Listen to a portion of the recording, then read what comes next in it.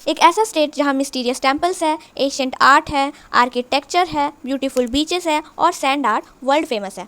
एक ऐसा स्टेट जो हिस्ट्री, कल्चर और स्पिरिचुअलिटी का परफेक्ट मिक्स है। क्या तुम उसे जानते हो? हाँ, ये है Orissa. Hey guys, welcome back to my channel.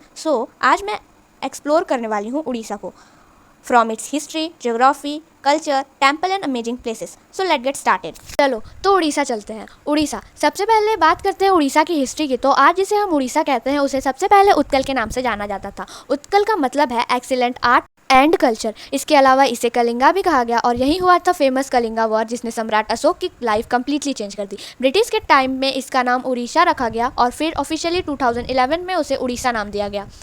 अब बात करते हैं ज्योग्राफी की।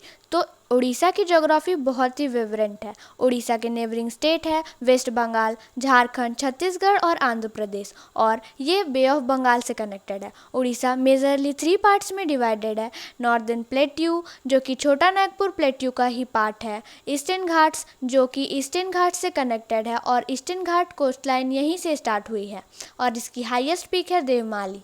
थर्ड पार्ट है सेंट्रल ट्रैक, जहाँ बालागीर, हरिकुंड और झारसुगुड़ा इस सारे डिस्ट्रिक्ट्स में बहुत अच्छे क्वालिटी के सॉइल मिलते हैं, जिससे कि एग्रीकल्चर बहुत अच्छा होता है।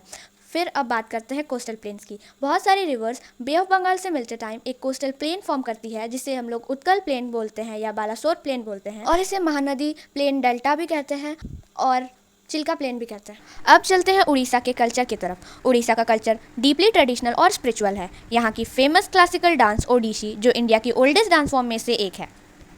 उड़ीसा को लैंड ऑफ टेम्पल्स भी कहा जाता है। बात करें जगन्नाथ टेम्पल की, तो सबसे पहले जगन्नाथ टेम्पल 4 धाम में से एक है। यहाँ रथ यात्रा फेस्टिवल वर्ल्ड फेमस है।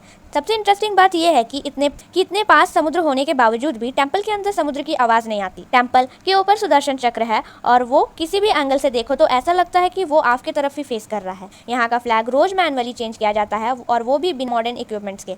अब चलते हैं एक और अमेजिंग और मिस्टीरियस प्लेस पर, Konark sun temple. 13th century में बना ये टेम्पल एक चाइन चैरियट के शेप में है, डिज़ाइन किया गया है। इसके 24 व्हील्स एक्चुअली सन डायल्स है, जो पुराने टाइम में टाइम देखने के लिए मेज़र किया जाता था। एक पॉपुलर कहानी ये कहती है कि यहाँ एक पावरफुल मैग्नेट था जो समुद्र के सीप को अट्रैक्ट करता था, और कहा जाता है कि इस मैग्नेट की वजह से यहाँ की मूर्ति भी हवा में फ्लोट करती थी।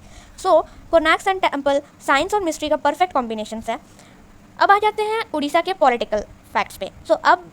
अब अगर पॉलिटिक्स की बात करें तो उड़ीसा में 21 Lok Sabha seats, 10 Rajya Sabha seats and 147 assembly seat. Next, Orissa का टूरिज्म। उड़ीसा टूरिज्म के लिए भी काफ़ी फेमस है। यहाँ के बीचेस जैसे पुरी बीच काफ़ी ब्यूटीफुल और पीसफुल है। यहाँ का सैंड आर्ट भी वर्ल्ड फेमस है। आर्टिस्ट बीच पर अमेजिंग स्कल्पचर्स बनाते हैं।